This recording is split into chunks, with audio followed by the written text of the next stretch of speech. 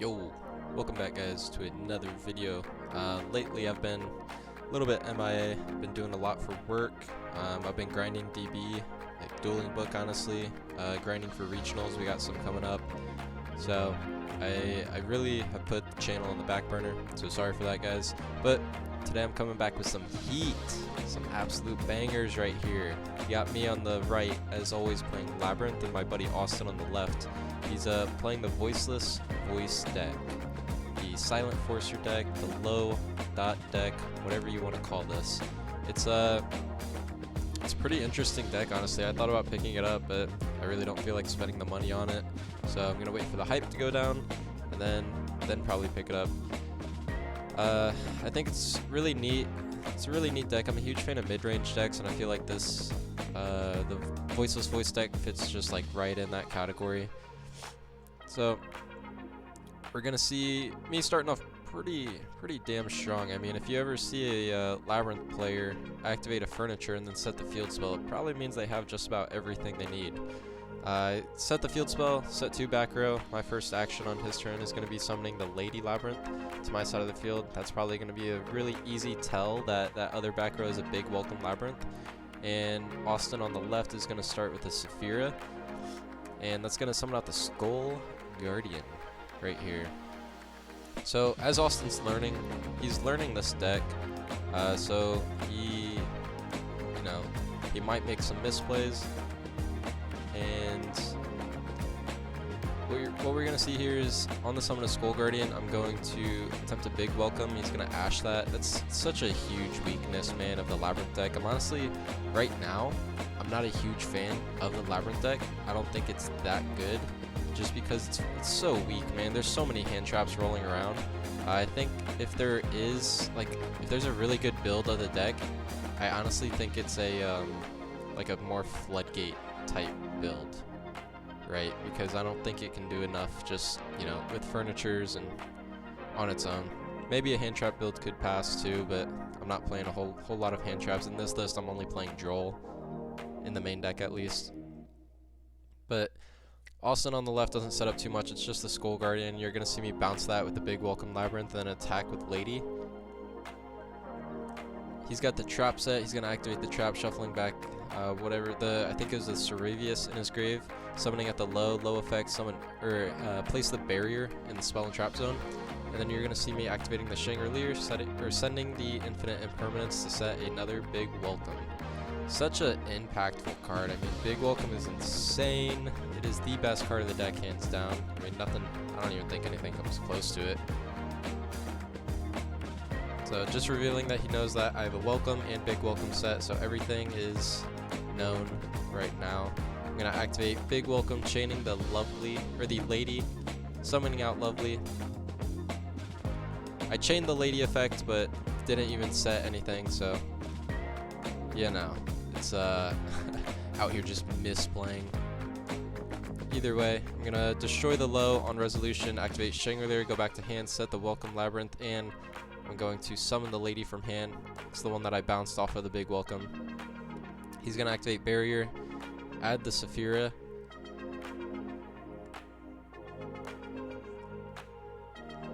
He's gonna activate the Saphira. Now, if you guys don't know what these cards do, Saphira, you can discard it from hand, I believe you send a ritual spell, or maybe it's a voiceless spell. Either way, you send that to grave, and then you add a ritual monster to hand. He's going to activate Saphira and grave. The graveyard effect, you banish it, and it allows you to ritual summon. So you don't need a spell for that one. All you need is Saphira and grave and the proper requirements in hand or on field. A lot of the times what you're going to see is that low gets used for the entire requirement for these ritual summons. That's part of its effect, which is really good.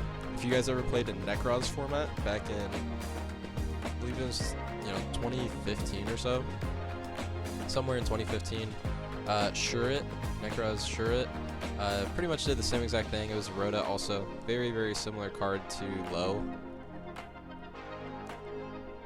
As you can see on the right, I'm gaining momentum here. So I have 2 setback rows now. I still have my field spell, and I got 3 monsters on board. That field spell is going to be really crucial I don't even think I've been using it as I've been using my traps, but you know, just being able to pop cards, clear fields, like that barrier card is really annoying to deal with, because, well, it's really annoying when they have it on board, because if they control I believe if they control a light ritual and low at the same exact time, then I can't target their monsters for card effects, and I can only target ritual monsters for attacks.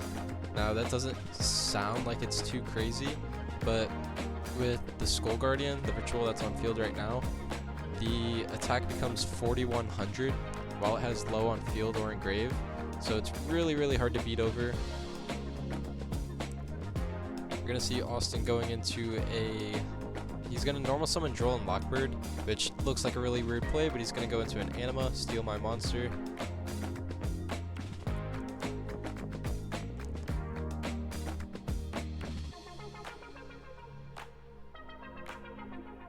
Now, Austin on his side, he's looking pretty set up. He's got double spell, which pretty much guarantees him protection from targeting, and pretty much attacks too. And then he's got his trap. That trap is absolutely insane for anybody that doesn't know what that card does. It essentially has two different effects. The first effect is shuffling in the...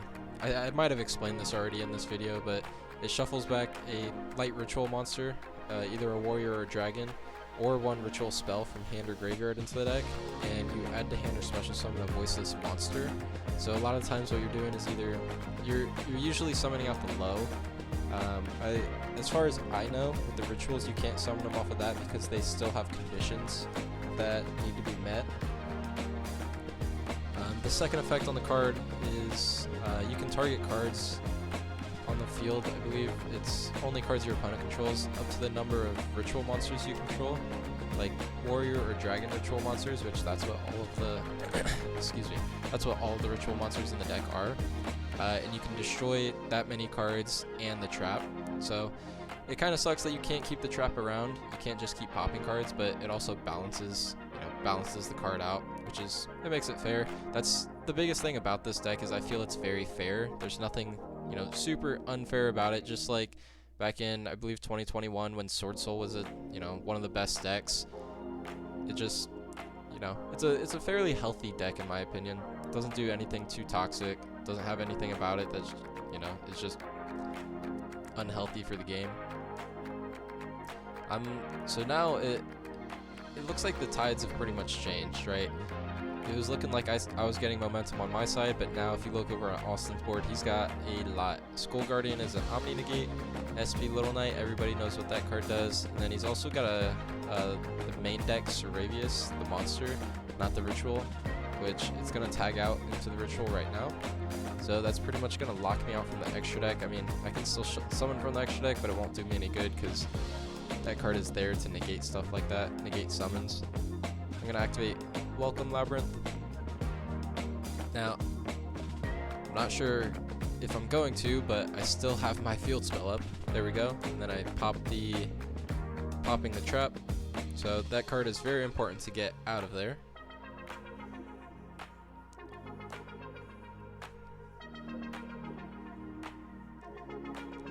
I'm gonna activate activate the big Welcome Labrynth.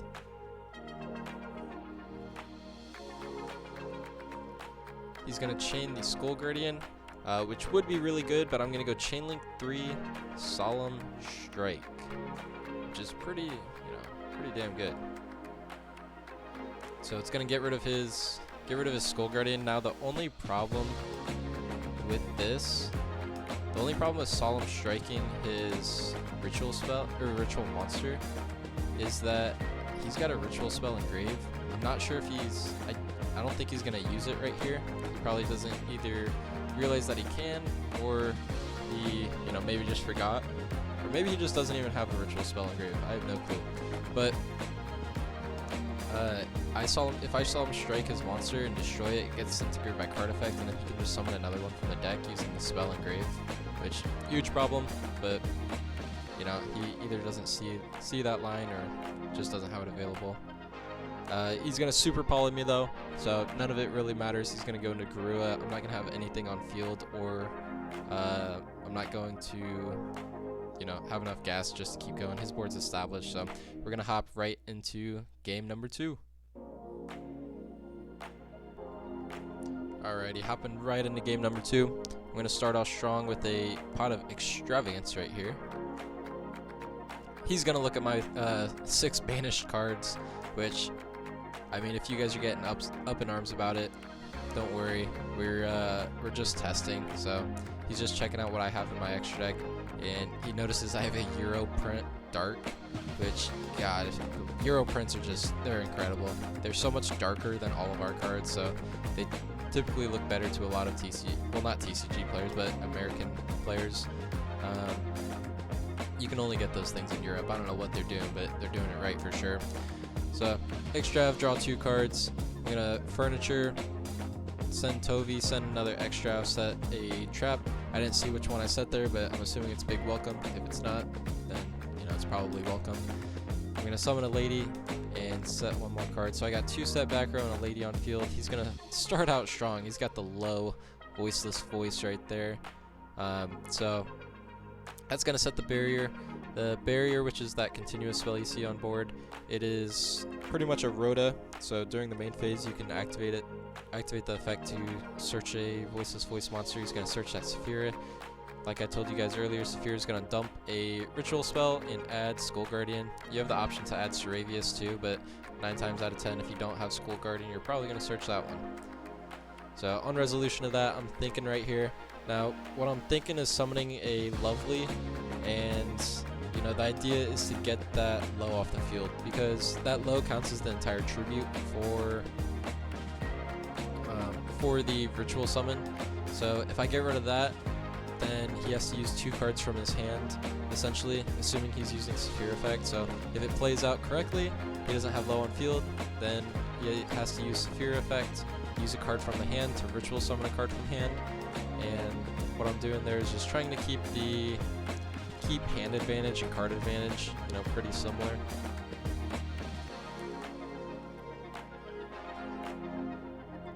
So summoning the Lovely, bouncing the lady. I'm gonna go Chainlink 1 Lovely, Chainlink 2 Stove to summon itself back.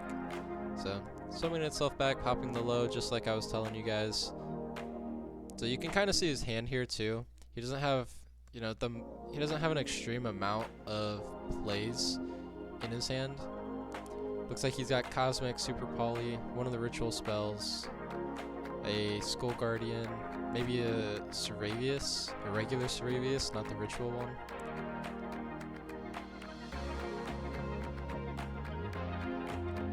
And interesting enough, he's going to activate a prayer. I believe that's what the ritual spell is called, instead of using the Saphira from hand. I'm not too sure what the reasoning is behind that. I haven't tested the deck all too much, so it's hard for me to say. But he's going to use a low from hand, and low effect in graveyard specials itself out when you summon a ritual monster. So he gets that. He's going to Super Poly me, sending his Pot of Extravagance, or Pot of Prosperity, excuse me, summoning the Garua, and then summoning a Seravius too. The regular Seravius by shuffling 2 spells, including a ritual spell, into the deck. Now I see why he did this. Why he used the ritual spell from the hand instead of using Saphira. Well, no, it would have played out the same, I think. What I was thinking is that instead of using Saphira, the reason he used the ritual spell in hand is because he knew he was going to shuffle one of the spells back from grave. So yeah, I guess that does make sense. If you guys aren't necessarily following what I was trying to say, he had a second prayer, which is the ritual spell, engrave, to shuffle back with the Seravius, and then still had 1 engrave. You know, he keeps 1 engrave, so if something gets destroyed, he can summon a monster from the deck. Really good play. Like I told you guys, I haven't really tested this deck all too much. I know roughly what the cards do, and I know the easy lines of play, but as far as anything too complicated, then I don't know the complex lines or reasonings behind what they do. So I'm going to activate Lady Labrynth to attempt to special it from hand. And it's going to get negated by Skull Guardian destroyed. So I'm pretty much backs against the wall. I have to activate a Daruma Cannon right here. to set all of his monsters. And then the only thing I have left on field is the Eradicator virus. So it's not looking the best for me right here.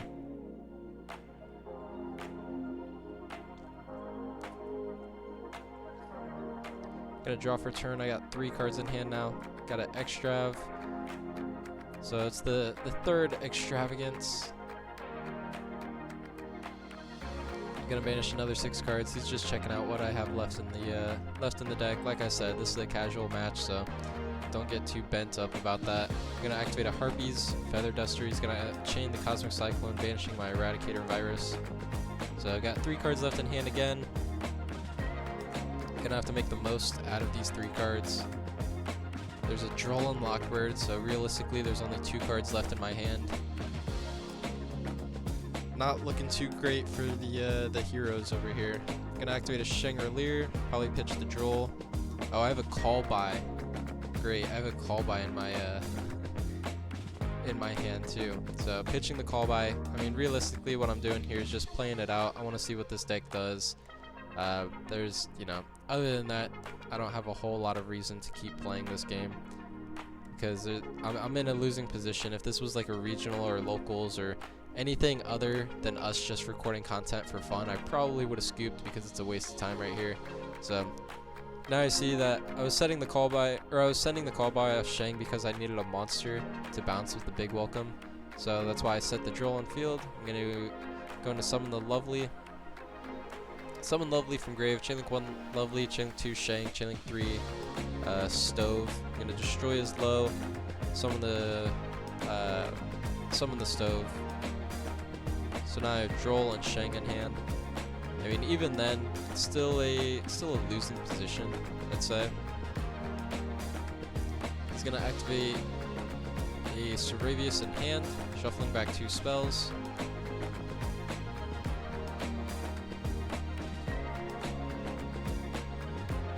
Flipping Skull Guardian, flipping Saravius, and flipping the Garura. Now that Skull Guardian's still at 4100 because there is a low in grave. The attack boost just needs a low in field or grave. The Omni Negate needs a low on the field. So he doesn't have an Omni Negate, but he still has a lot of power, essentially. And he knows that, yep, I'm revealing right now that he knows I have a Shangri-La in hand, but he doesn't know the other card. Austin isn't too well versed in what the Labrynth cards are, so right there you just see me comparing Shangri-La and Stove. They essentially do the same exact thing, just one specials itself, the other adds itself to hand. So he's contemplating what his options are in ways that he can kill me. I think honestly, right now if he just attacks, he can probably kill me or at least get damn close to it. So using Skull Guardian to beat over the Lovely, Saravius beating over the Stove, and then attacking directly with the Ritual Saravius and the Garura. Garura doubles any damage that it deals to the opponent, so that's an easy 3k right there. And then looks like he's going to be Link summoning into a Dynamundo, drawing a card with Garura. Sets it. Dynamundo is a really solid card for the deck because it just tributes itself to summon the Skull Guardian, and a lot of times it's going to summon a low, and then low gets its effect to place, so it allows for more follow-up, essentially. The only problem is if your Dynamundo gets stopped by like a bell or something, then a lot of times you don't really have anything to do. But he's going to summon the low. I think this is during his end phase. He's going to place his trap.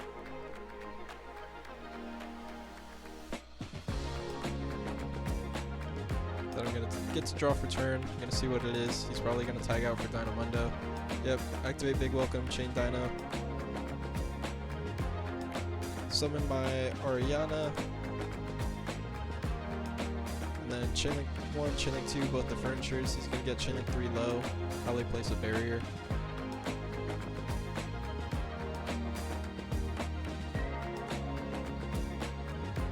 So So he's got a full established board. I mean, he's got just about everything. I reveal the rest in my hand. You know, he knew all of it, so not a whole lot I could do right there. The momentum shift was insane, but that is, you know, that's just the power of Voiceless Voice. It's a really good deck. Like I said, I love mid-range decks. I think they're, you know, really skill intensive. So hope you guys enjoyed this one. I will catch you guys in the next one. Peace.